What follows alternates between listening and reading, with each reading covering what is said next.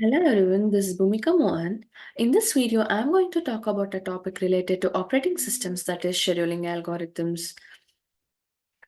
Contents. First, I'm going to talk about scheduling algorithms, then types of scheduling algorithms, FCFS scheduling, SJF scheduling and its types, priority scheduling and its types, round-robin scheduling, multi-level queue scheduling, and lastly, multi-level feedback queue scheduling.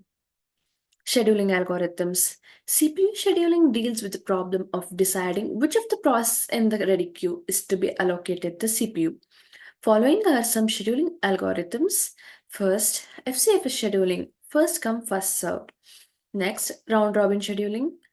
Third, SJF scheduling, shorter job first. Fourth, SRT scheduling.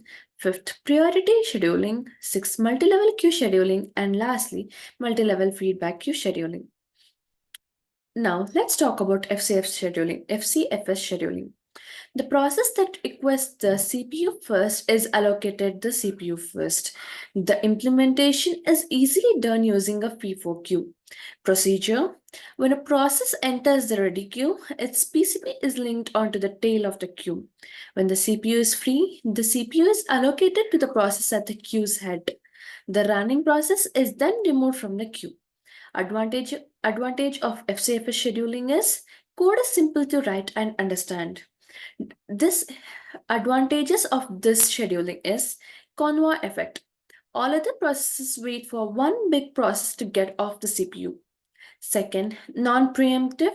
A process keeps the CPU until it releases it. Third, not good for time sharing systems. And lastly, the average waiting time is generally not minimal. Now, let's take an example. Suppose that the processes arrive in the order P1, P2, P3. Let's take the burst time as 24, 3, and 3. The Gantt chart for the schedule is as follows. Here, the waiting time for P1 is 0, P2 is 24, and P3 is 27. Average waiting time is 0 plus 24 plus 27 whole divided by 3 equals 17. Suppose that the process arrive in the order P2, P3, P1. The Gantt chart for the schedule is as follows. Waiting time for P1 equals 6, P2 equals 0, and P3 equals 3. Average waiting time equals 6 plus 0 plus 3 whole divided by 3, that is 3. Now let's talk about SJF scheduling. The CPU is assigned to the process that has the smallest next CPU burst. If two processes have the same length CPU burst, FCFS scheduling is used to break the tie. For long-term scheduling in a batch system, we can use the process time limit specified by the user as the length. SJF can't be implemented at the level of short-term scheduling because there is no way to know the length of the next CPU burst. Advantage: the SJF is optimal, that is, it gives the minimum average waiting time for a given set of processes. Disadvantage of the scheduling is determining the length of the next CPU burst. SGF algorithm may be either non-preemptive or preemptive. Now let's talk about non-preemptive SJF. The current process is allowed to finish the CPU burst. Preemptive SJF, if the new process has a shorter next CPU burst than what is left of the executing process, that process is preempted. It is also known as SRTF scheduling, that is shortest remaining time first. Let's take an example for non-preemptive SJF. Consider the following set of processes with the length of the CPU burst given in milliseconds. P1, burst time of P1 is 6. P2, the burst time of P2 is 8. P3, burst time of P3 is 7. P4, the burst time of P4 is 3.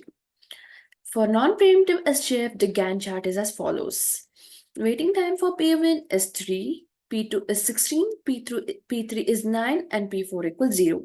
Average waiting time equals 3 plus 16 plus 9 plus 0 whole divided by 4, that is 7. For preemptive SJF, here's an example. Consider the following set of processes with the length of CPU burst time given in milliseconds. Process P1, P2, P3, P4. Arrival time 0, 1, 2, 3, and burst time is 8, 4, 9, 5. For preemptive SJF, the Gantt chart is as follows. The average waiting time is 10 minus 1 plus 1 minus 1 plus 17 minus 2 plus 5 minus 3 whole divided by 4. That is 26 by 4 equals 6.5. Let's talk about priority scheduling. A priority is associated with each process. The CPU is allocated to the process with the highest priority. Equal priority processes are scheduled in FCFS order. Priorities can be defined either internally or externally. Internally defined priorities use some measurable quantity to compute the priority of a process. For example, time limits, memory requirements, number of open files. Now let's talk about externally defined priorities set by criteria that are external to the OS. For example, importance of the process or political factors, etc. Priority scheduling can be either preemptive or non-preemptive. Preemptive, here the CPU is preempted if the priority of the newly arrived process is higher than the priority of the currently running process. Non-preemptive, here the new process is put at the end of the ready queue. Advantage of this is high priority process can be executed first. Disadvantage is indefinite blocking, where low priority processes are left waiting indefinitely for CPU. Solution for this is aging is a technique of increasing priority of processes that wait in system for a long time. Here, the example given here is consider the following set of processes assumed to have arrived at time 0 in order P1, P2, P5 with the length of the CPU burst time given in milliseconds. The processes are P1, P2, P3, P4, P5 and the respective burst times are 10, 1, 2, 1, 5. The respective priorities are 3, 1, 4, 5, 2. The Gantt chart for the schedule is as follows. The average waiting time is 8.2 milliseconds here. Now let's go to round robin scheduling. Designed especially for time sharing systems, it is similar to FCFS scheduling but with preemption. A small unit of time is called the time quantum or time slice. Time quantum is ranged from 10 to 100 milliseconds. The ready queue is treated as a circular queue and the CPU scheduler goes around the ready queue and allocates the CPU to each process for a time interval of up to one time quantum. To implement this scheduling, the ready queue is kept as a FIFO queue of processes. Here, the CPU scheduler picks the first process from the ready queue, sets a timer to interrupt after one time quantum, and dispatches the process. One of two things will then happen. The process may have a CPU burst of less than one time quantum. In this case, the process itself will release the CPU voluntarily. If the CPU burst of the currently running process is longer than one time quantum, the timer will go off and will cause an interrupt to the OS. The process will be put at the tail of the ready queue. The advantages of the scheduling are higher average turnaround than SJF. Disadvantage is that better response time than SJF. Here's an example.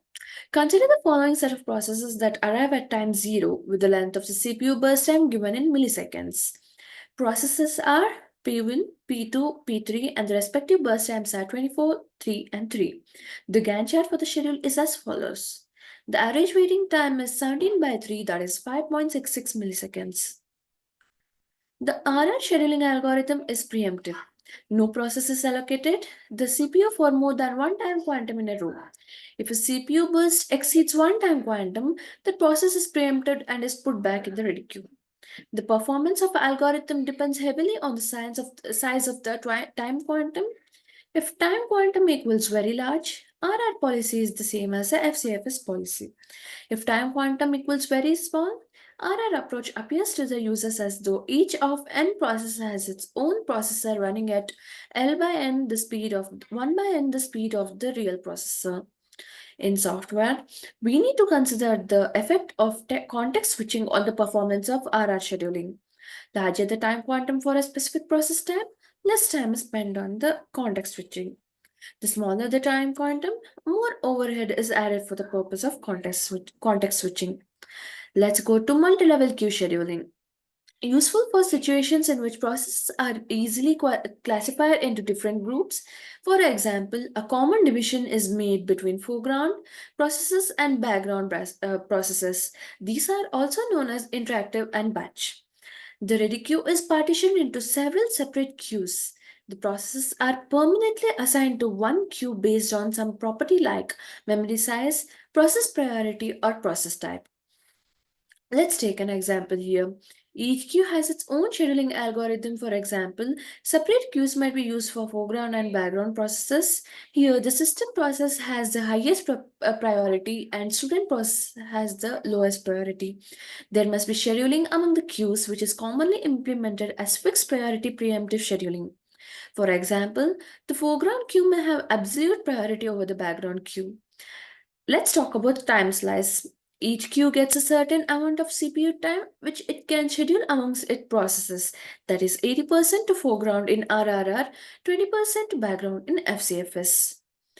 Let's talk about multi-level feedback queue scheduling. A process may move between queues. The basic idea is that separate processes according to the features of their CPU burst. For example, if a process uses too much CPU time, it will be moved to a lower priority queue. This scheme leaves input-output bound and interactive processes in the higher priority queues. If a process waits too long in a lower priority queue, it may be moved to a higher priority queue. This form of aging prevents starvation. Let's see the diagram. In this quantum equals 8, then it is quantum equals 16, and then if it is FCFS in the multi-level feedback queues. In general, a multi-level feedback queue scheduler is defined by the following parameters. The number of queues. Second is the scheduling algorithm for each queue.